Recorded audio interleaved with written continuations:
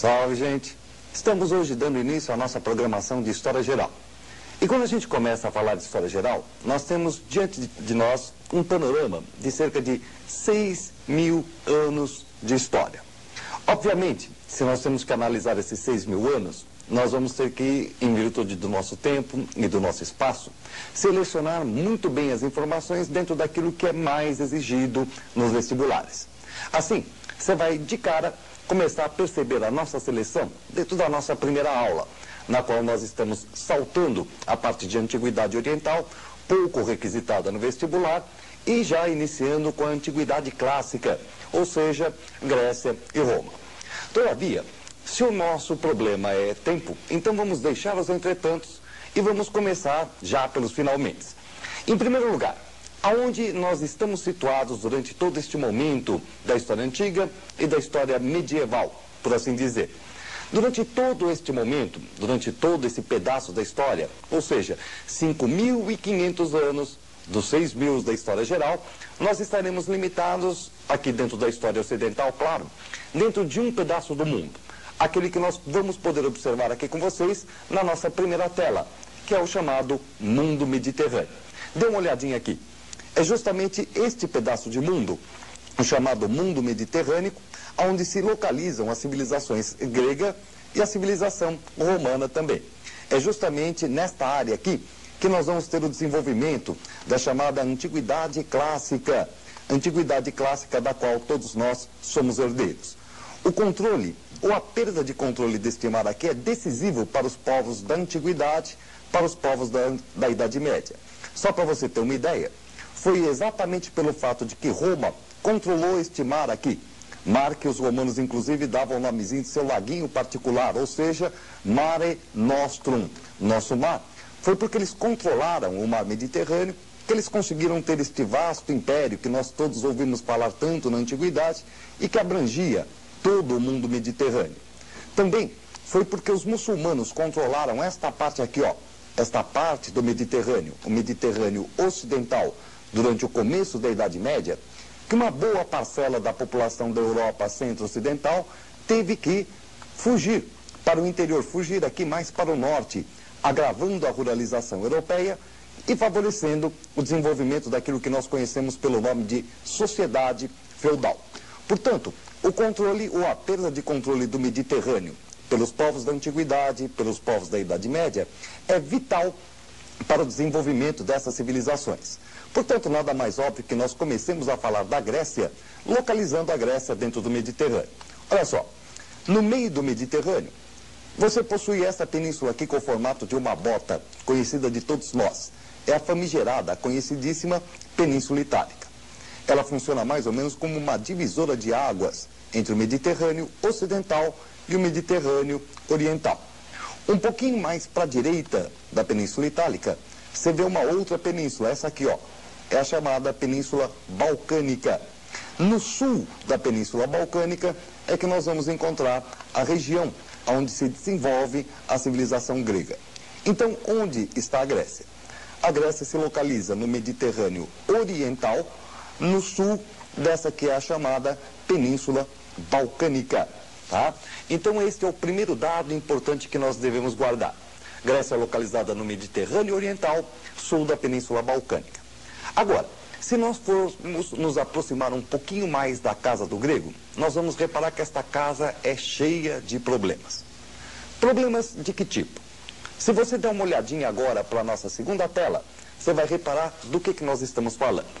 A Grécia, gente, é uma região extremamente montanhosa. Vejam só, cerca de mais ou menos 80% do relevo grego é constituído por montanhas. É montanha para tudo quanto é lado. E de repente aquela pessoa que olha para isso daqui faz às vezes até uma ideia errada de como são essas montanhas gregas. Para que você não incorra nesse problema, dá uma olhadinha como essas montanhas são íngremes, como essas montanhas são de difícil acesso para os gregos. Agora, existe uma outra vantagem a ser considerada. Olha só este pedaço aqui, ó, o mar. O mar vai saber corrigir aquilo que a terra vai negar aos gregos.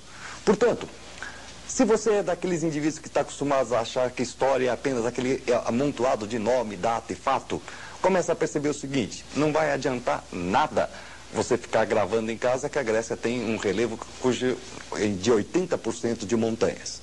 O que é importante para nós é saber no que esses 80% de montanhas vêm a influenciar no desenvolvimento histórico da Grécia. E note bem, influenciar e não obrigar, tá? A geografia não vai determinar nada. A geografia apenas vai colaborar na montagem de algumas características da história da Grécia dentro da antiguidade. E que características são essas? Bom, você viu o relevo montanhoso, você viu que essas montanhas são íngremes. Logicamente, essas montanhas dificultam o acesso à comunicação interna na própria Grécia. Por isso, as populações que ficavam nas pequenas planícies, em geral, ficavam isoladas, sem grandes facilidades de comunicação entre uma e outra planície. Graças a esse pequeno detalhe, em cada uma dessas pequenas planícies, os gregos vão desenvolver uma sociedade, uma forma política, uma determinada economia. Traduzindo, é graças então a essa dificuldade de comunicação interna, a esse isolamento que parte das montanhas, que o grego vai ter uma das suas maiores características da antiguidade, as chamadas cidades-estado ou polis gregas. É justamente em função, então, dessas montanhas, veja, não determinante, mas condicionante, que nós temos o grego se desenvolvendo em termos de cidade-estado. Cada cidade correspondendo mais ou menos a um país. E isso que faz também da Grécia não um país na antiguidade, mas uma região geográfica. Mas será que é só essa a consequência desse relevo montanhoso? Não. Vocês vão ver, inclusive, nas aulas posteriores a essa, que esse relevo vai continuar influenciando praticamente em todos os períodos da história grega. Além de ser muito montanhosa e favorecer o isolamento das populações, as planícies gregas são muito pequenas, terra pouco fértil. E, lógico, aquilo que você produz nessa planície será muito pouco para sustentar a população que habita ali aquela região. Resultado, o grego tem que corrigir pelo mar aquilo que a terra está negando.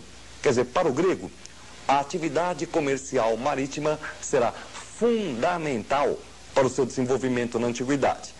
E note bem, em termos de mentalidade, o comércio não é uma atividade muito bem vista entre os gregos. No entanto, em função de todos esses problemas da geografia, o grego vai desenvolver o comércio marítimo e será esta uma atividade fundamental. É graças, muitas vezes, a esse mesmo comércio marítimo que nós vamos encontrar a civilização grega difundida, esparramada por toda a bacia do Mediterrâneo. Assim sendo, vamos então dar uma primeira olhada no nosso primeiro elemento, nos nossos, aliás, primeiros elementos em relação à história da Grécia na Antiguidade. Dá uma olhadinha então aqui no nosso primeiro resumo. O relevo montanhoso favorece o isolamento das populações. Veja, mais uma vez, dizendo para vocês, olha, favorece e não determina o isolamento das populações e o futuro aparecimento das cidades-estado ou polis. Em segundo lugar, a pobreza do solo vai favorecer o desenvolvimento do comércio marítimo. Comércio marítimo que, apesar de ser uma atividade muito mal vista entre os gregos, logicamente, será uma atividade desenvolvida em função dos problemas econômicos que nós temos dentro da Grécia. Agora, o que existe de mais importante dentro da história da Grécia na Antiguidade? O que existe de mais importante nessa história grega antiga é aquilo que nós conhecemos pelo nome de polis, ou a cidade-estado, cujo exemplo você pode observar aí na nossa tela. Uma cidade-estado que é um país do tamanho de uma cidade. Só que essas polis, elas só vão começar a aparecer justamente no terceiro período da história da Grécia. Antes desse terceiro período, nós temos dois outros períodos que são conhecidos pelo nome de tempos homéricos, tá? Ou você pode subdividi-los em período pré-homérico e período homérico. São chamados assim porque as obras mais importantes para a análise desses momentos históricos são atribuídas àquele famoso poeta lendário de nome Homero, a Ilíada e a Odisseia. Agora, esses períodos, tanto o pré-homérico quanto o homérico, ou simplesmente os tempos homéricos, apesar de irem do século XX a.C. ao século VIII a.C., um longuíssimo período, portanto, eles não são muito importantes para a nossa análise. Nós dele vamos tirar apenas alguns dados fundamentais. Que dados seriam esses? Vamos dar, então, de cara, uma pequena olhadinha no nosso segundo resumo e você vai entender do que nós estamos falando. Em primeiro lugar, os tempos homéricos vão se caracterizar pelo povoamento da Grécia. Povoamento da Grécia que vai ser feito por tribos de origem indo-europeia ou arianas. São os indo-europeus ou arianos que vão povoar a Grécia. A última tribo que chega à Grécia é exatamente a tribo dos dórios, que completa o povoamento da região. Com a chegada dos dórios, você vai ter a população que estava até então lá no continente, que estava lá na Península Balcânica, se esparramando. A este momento de esparramo da primeira população grega dá-se o nome de primeira diáspora, ou primeira dispersão dos povos gregos. Tá? Essa primeira dispersão dos povos gregos vai gerar também uma colonização. Colonização essa que vai se dirigir basicamente para o Mediterrâneo Oriental. Ora, essa colonização grega no Mediterrâneo Oriental é de fundamental importância para o desenvolvimento da história da Grécia como um todo na Antiguidade. E que região será esta povoada por essa primeira colonização? Basicamente essa que você pode observar aqui no mapa. Ó, esta parte aqui, relativa à Ásia Menor, litoral da Ásia Menor, cuja parte aqui sul nós vamos chamar de Jônia, e as ilhas do Mar Egeu. Tá? Então é esse o principal resultado da primeira diáspora.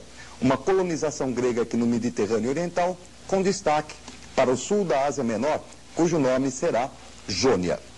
E ainda, dentro dos tempos homéricos, nós temos um segundo elemento a considerar, que é o genus. Genus, que também pode ser chamado de comunidade primitiva. Uma comunidade primitiva que nasce logo após a chegada dos dórios, mas que brevemente também se desintegra. Se desintegra em função do quê? De um crescimento demográfico. Imagina o Papal numa pequena planície daquela gordura toda, tal, inchando cada vez mais, as montanhas impedindo que ele estoure e, portanto, forçando o quê? Uma quebra dessa população, um segundo grande esparramo. Vamos dar uma olhadinha, então, aqui no nosso penúltimo resumo, para você entender como é que este genus se desintegra. Dá uma olhadinha só, para você perceber o que está acontecendo agora.